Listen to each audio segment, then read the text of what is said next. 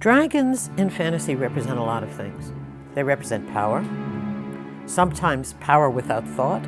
They represent untamed power that gets tamed or untamed power that has to be killed. So it all depends on which kind of dragon you choose to write about.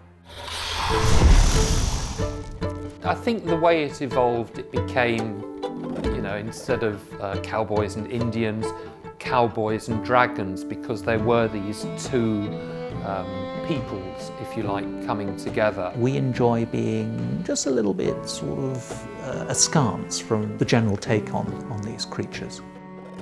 The nice thing about sort of creating an imaginary creature that has some sort of similarities to things that we know about is that you have to work along certain lines. You think like a sort of archaeologist. I think people are just genetically encoded to love dragons.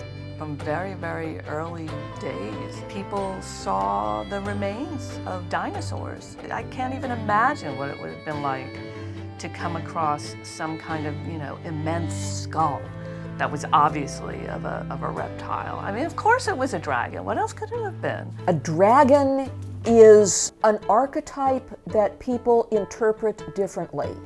I see dragons as creatures of magic, creatures of great power and great intelligence, and it's not human. That makes for an interesting problem.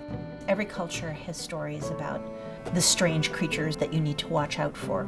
They're all a little bit different, but they all have the same kinds of human underpinnings. I think fantasy is a human impulse to try and explain things that aren't explainable and understand things that people don't have understanding for.